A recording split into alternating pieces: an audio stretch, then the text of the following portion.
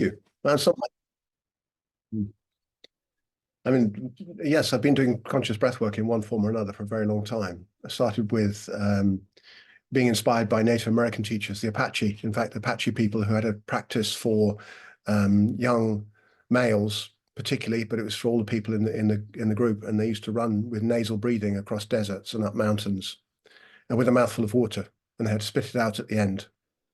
So when I was 16, that's why it's 50 years ago, I'm 66 this year. So when I was 15, 16, I started doing that practice. And I used to run with a thing called rucking. It's called rucking these days, which is where you have weight. So you have weight in a rucksack or around your body. I used to run with house bricks around my body. So I was quite wild and used to do that up in the hills of the north of England. So that's how I started, and then got into martial arts and Qigong. So a lot of Qigong for many years, and then into yogic pranayama for about 40 years. And more recently, in fact, I've been working with Viola and Layla and Michael, who've been guiding me through working with conscious connected breathing, which ties in very, very well, as I understand it, with the work I've been doing. So it's sort of like a continuum in a way. I think what I want to point to, first of all, though, is the work of evolutionary biology. I've got, those of you who are interested, I've got a book coming out next year. It's at the publishers now, which is looking at the evolutionary biology of breath. It's going to be interesting, and it's not going to be comfortable for everybody to read. Some of you will have your viewpoints challenged, I know that, but that's the plan, is to raise discussion. I think it's healthy to do that. So if we look at the evolutionary biology of breath, it's really interesting because human beings are quite unique. First of all, we have the opportunity for breathing through our mouth, which not everybody does, and no other mammal does that. There's no mammal on planet Earth that breathes through its mouth, apart from humans. The only other mammals that do it when they're dying, the last few breaths. So it's an interesting thing. And the curious thing about human beings as well is that we've got our ventral. If you put your hands on your belly a second, just put your hands on your belly and your hand on your chest and say hello to yourself. I'm sure you've said it many times today in good ways, but just a big hello to this living body.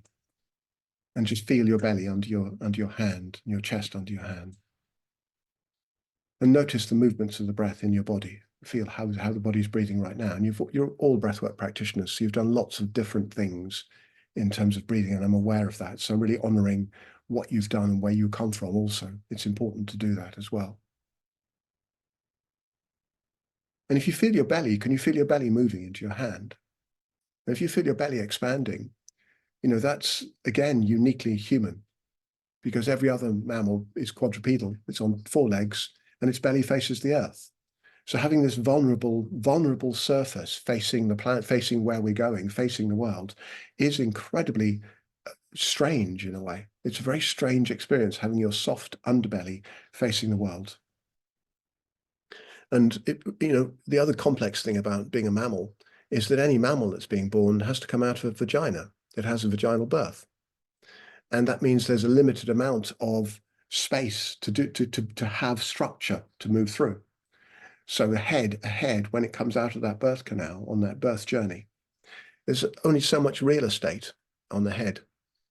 And what nature or evolution has done for us is reduce the snout. So we've got our snout shortened right back, and our big canines are cut back, because you either have space for big muscles to power jaws, or you have space for a brain. And what evolution has done for us is give us a brain. And we have much shorter teeth, and we now are completely dependent on fire. We can't live on raw food, certainly not very well, despite people trying to do it from time to time, and people have practice of that. It's still very difficult for us to do that. So we've changed radically our environment. We've changed the world. But one of the other key things about being human is what I'm doing right now, as you can probably tell, is I'm cutting up exhalations. I'm taking an exhalation and I'm breaking it into little pieces with my hyoid and the muscles in the throat, and the muscles in my face, and the muscles of the tongue, and also the muscles of my belly. And if you just make any sound from it, R is a really good sound to make. Just make the sound R. Do a few sounds R like that on the neck. Ah, you can play with it. You can make it harmonic or creative or chaotic. It doesn't really matter. But make a sound ah, ah, any kind. R is a kind of primal sound. The 3 primal sounds, if you try them, are R, oo, and And they're the sounds a baby makes first, which is why it's in the Om chant that Laura was mentioning earlier on. Okay.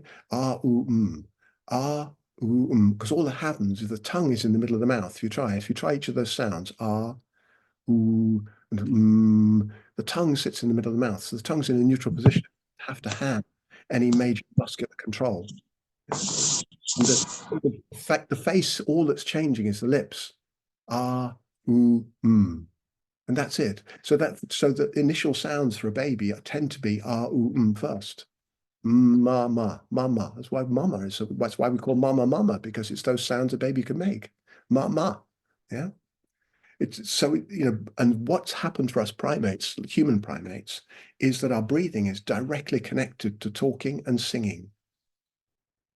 There's a fantastic book, if you haven't read it yet, by Eve, called Eve by Kat Bohannon. Have you come across Kat Bohannon? Anybody? She's written a book called Eve, which is about evolutionary biology and how the female body drove 200 million years of human evolution. It's a profoundly beautiful book, and I highly recommend reading it. So it's looking at that mother-baby dyad and how sound in that domain has affected everything. And singing and chanting and talking is what we do with breath. Is that okay so far? All right. All the other sounds are complicated, and we learn them as we grow up in whatever language we grow up in, because we have to break the sounds into t and d and f and b or whatever, guttural sound, d, da, whatever the sounds are from the cultural domain that we grow up in. So breath is connected to communication. Now, of course, what happens with that when breath is connected to communication is that reverse engineers, which means that communication is connected to breathing. So when we think something, that directly, within milliseconds, impacts our breathing. So any thought you have directly impacts your breathing. Your breathing is highly responsive to thinking, which is one of the reasons for doing a meditation practice, because it starts to work in terms of training the mind, in terms of what thoughts to pay attention to or not, and to disidentify from thinking, to no longer be one's thinking. Thinking is just something that brains do to solve problems. So when we identify with thinking, when the thinking is complex and difficult, particularly when it's going into the future in an apprehensive mode to try and solve a problem that hasn't yet occurred or is occurring, but constant, relentless solving problems, that directly impacts breathing. Okay, so far? Now, of course, we have also fashion. Some of you love fashion. Everybody likes good clothing and that kind of thing. But the thing is that if anybody, great, yeah, me too. I got my beard, I've got my earrings and stuff. We all love a bit of thing. We human beings have done this for thousands and thousands of years. Going back 5,000 BC, we find human decoration, beads, and all sorts of things. Okay, that's what we do. But one of the things is that when we define a fashion, and if we look at a fashion like corsets came into fashion with aristocracy. When you had women who had nothing to do, who were landed and didn't have to do any work or didn't have to do anything particular, certain fashions of control. It's also connected to sort of male influence and domination, all sorts of stories that we've told ourselves about what the human body must look like. But if you look at what corsets do, they confine the waist and squeeze it in and make breathing near impossible. Okay? If you just put your hands around your waist and squeeze in a moment. Yeah? How many of you are aware in the world of an idea that to be loved, you have to have a flat belly? I'm sure it's a very, very popular meme.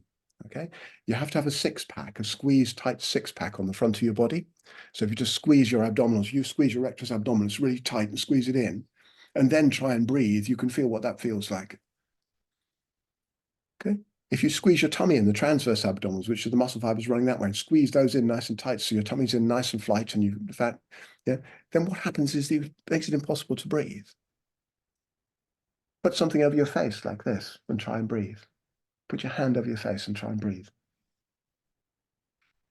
It's really difficult. And eventually what you tend to do is breathe in through the mouth. So we have lots of patterns around culture, around having a flat body, around the clothes we wear, even the shoes we wear impact breathing, because there's a direct myofascial web between how the feet work and how the pelvic floor works, and how the pelvic floor and the respiratory diaphragm work together. And the respiratory diaphragm and the pelvic floor work like a tango, like this when we're sitting, and then we're moving, they work in opposition to each other. They're constantly responding, front, back, side to side. So there's this constant dance going on through the whole structure of the abdomen and up into the chest with breathing. It's phenomenal when we get in more and more into just how this is. It's beautiful.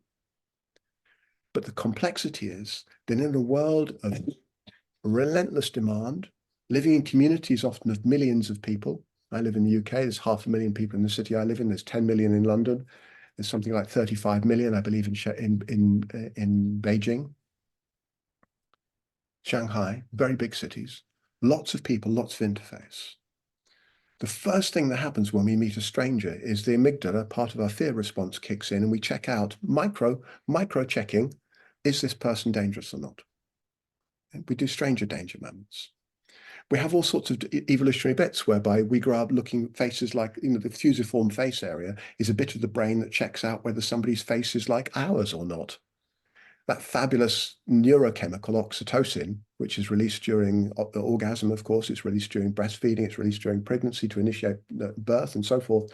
It's the tend and befriend hormone. It's also the hormone of making people that are different to you enemies, because it amplifies the fusiform face area. And what we find is that people, if there's implicit or explicit racism within a culture, it amplifies that of any kind, where differences are prioritized. And we human beings work on differences. We look for differences. So for me, breath work is a profound tool for understanding how this stuff up here works in relationship to the body, how it all ties together, and how we can then optimize and actually consciously evolve. We're evolving already. Everything's in evolution. It's already changing. The speed of evolution of human beings is rapid right now. If we don't do it consciously, we're going to create mayhem, which is what we're doing. So more and more skills are needed in terms of this. And for me, breathwork is one of the meta disciplines, one of the core skills of how to help human beings grow and evolve in a very complex world, because it helps us deal with the way our biology is set up. Now, the mismatch is an idea that was come up with about 15 years ago.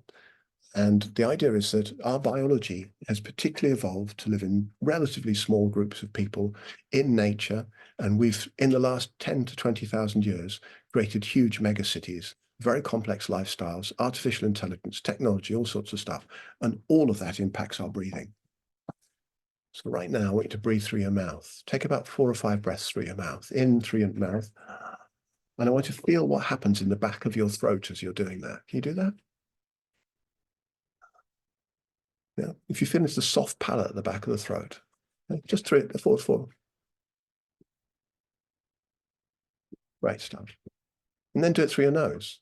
And if you put the tip of the tongue just up behind the top teeth on the roof of the mouth, so it joins up, that activates cranial nerve 5. So if you rest it there, and then breathe in through your nose, and feel what happens in the back of your throat when you do that. Can you feel it? I don't know if you can. But what happens when we breathe through the mouth is it creates a negative pressure in the nasal passages, and the nasal passages close down like this. They're actually shutting down with every mouth breath you take. So it's shrinking the passageways. And over time, with repetition of that, they actually get smaller and smaller. It's harder and harder to breathe through the nose. If we breathe through the nose, it creates negative pressure in the mouth, and the nasal passages open. We get so much benefit from breathing through the nose, like visual spatial awareness. It increases visual spatial awareness. It increases nitric oxide uptake. It increases lots of things. If you've just done humming practice, then that's going to increase nitric oxide. And nitric oxide is a vasodilator, so it increases oxygen uptake. Right? It's really good to breathe through the nose. The problem is, so many people breathe through the mouth from having masks over their faces, from having squeezed in tummies, from having tight rectus abdominis, where the ribs are squeezed in trauma holding, trauma pattern holding. Like I said, communication and emotional management for children, particularly when they haven't got their prefrontal cortex switched on. This front bit of the brain comes on when we're 27. We're not fully adult until neurologically, we're not adult until we're 27. So stuff that happens that's complicated before that, childhood adversity, we manage that with our breathing muscles. by tightening patterns in the breathing muscles around the pelvic floor, around the hips, around the respiratory diaphragm in the ribs, around the upper jaw, around the lower jaw here, around the upper trapezius muscle, this muscle here. All this comes into play to manage stuff. And we'll have patterns of doing that until we can eventually wiggle them out and release them. Okay, so far? So one of the problems we've got is that people don't know how to breathe through their nose. I call it domesticated breathing, simply to give it a name. It's kind of we've domesticated ourselves. And again, we're the only creature on planet Earth that's domesticated itself. We've domesticated lots of other things, but we've domesticated ourselves as well. And I'm not talking about wild being crazy. I'm talking about wild being responsive and able to reach our potential. So one of the first things I want you to do simply is to get your fingers like this and take hold of your nose. Yeah. And massage your nose, coming down here, stroking down like this, and pulling the tissues out slightly and open. So you can get this feeling of these muscles here. These ones here are called nasalis transversalis, really important muscle group here, because those open the nasal passages here. And these ones, the nares here, these little group here. So we're going to play with those and just massage them open for a moment or two. And breathe in slowly as you're doing it. It doesn't matter if you sniff. Sniffing's okay, okay?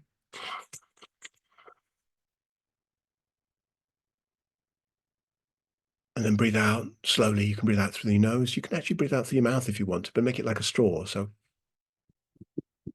you can hum as well if you want to. Breathing in here, opening up just 3 or 4 breaths like that. Get those nasal, and see how it feels when you do that. Okay?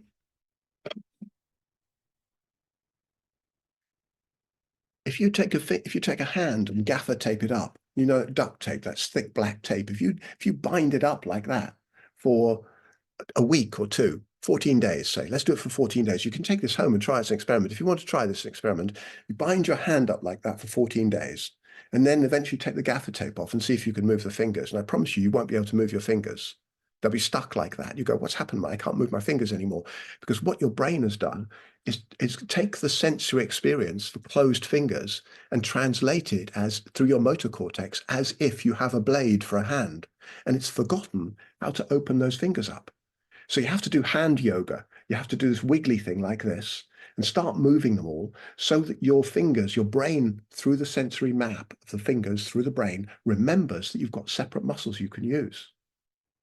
So when we learn to do something, we do it through the sensory cortex first, and then through the motor cortex, through the capacity to be able to do something. We have to feel it first. So feeling comes before doing.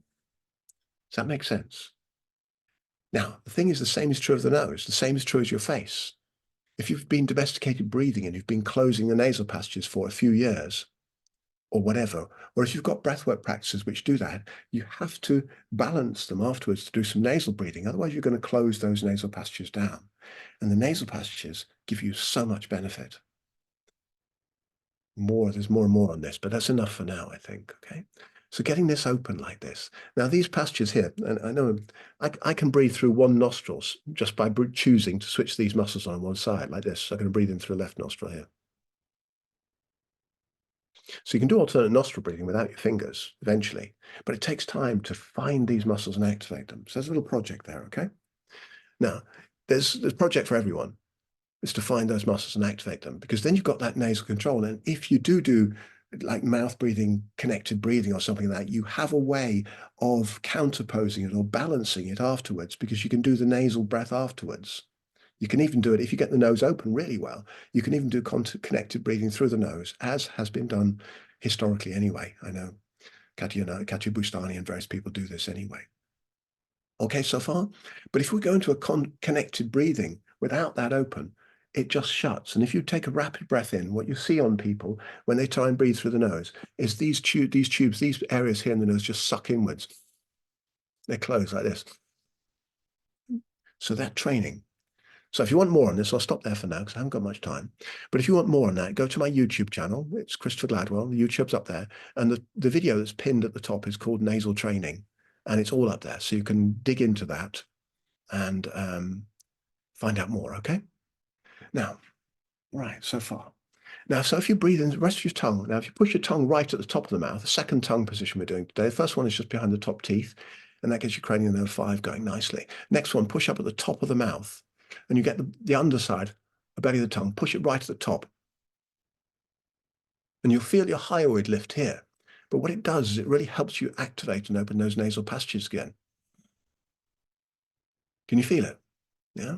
Now I used to use that when I was running. It's a really good one for running as well, if you're because that's going to make you open those nasal passages. And yeah.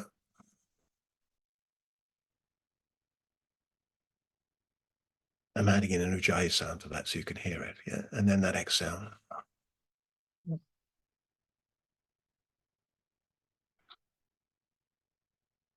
Okay, so far? Try that. See how it feels when you do that. Use the tongue right at the top. Now, again, the funny thing is, because the face is kind of gaffer taped up like that hand, what we tend to do when we try and do this, first of all, is we get into a snarl here because all the muscles kind of move together. So what we're doing over time is getting into that face yoga. And again, any movement helps to separate these muscles from those ones. Otherwise, when we try and do it to begin with, we tend to get this whole snarl thing going on, but that's okay. All right, so far? Now, the thing is that if we're to get kind of basic functional breathing happening, stress pattern breathing is axial breathing. So axial breathing is where we tend to breathe in through the mouth. And then the first movement, if you put your hands on your belly and your hands on the chest, the first movement of the breath tends to be up here, up in the sternum. So that's the accessory muscles of breathing. It's not the diaphragm doing the bulk of the work. It's the scalenes and the upper intercostals doing the bulk of the work here. So that, and if you try that, if you breathe in through your mouth like that and do a little short, rapid breath like this, okay, just you'll feel how that is. Now, the funny thing is that we're taught to breathe as well. As mammals, we don't just have innate breathing like a cat or a dog does have. We're taught to breathe. Breathing is learned. Because it's connected to communication, it's also learned. So it depends on what our mother did. Depends on whether we slept with our mother or whether we slept in a separate cot. Because babies learn to breathe and regulate themselves by being next to a regulated mother. So if the mother is breathing well and self-regulating her nervous system, the baby will learn from that. It'll learn how to regulate and it will carry that into life. If the baby's in a cot all by itself, and this happened to me when I was a kid, the midwives, and it's a whole thing. It's in the book, by the way. When you buy the book, it's really good. The book's really good, by the way. But it's in the book. Upsell there. Okay. But you know, there's a whole thing being going on. The babies should be kept separate from the mother and this kind of thing in the Western world, certainly. And it's crazy. It's absolutely crazy. So the midwife, when I was little, my mum was told to leave the baby in the pram at the end of the garden until it cried itself to sleep. That's a recipe for adversity, a recipe for a complicated nervous system. Yeah. So babies, we're mammals. Babies learn to breathe from being back to their mother. Now, check this out, okay? Watch any movie made in America. I don't know about the rest of the world, but watch any movie made in America, in Hollywood or wherever, and watch it when people are doing activity like those heroic guys doing like heroic stuff. And when they want to evidence that, what they do is mouth breathe. Watch it, all of them, all the time. And that is acting as a cultural educative meme for all young people everywhere.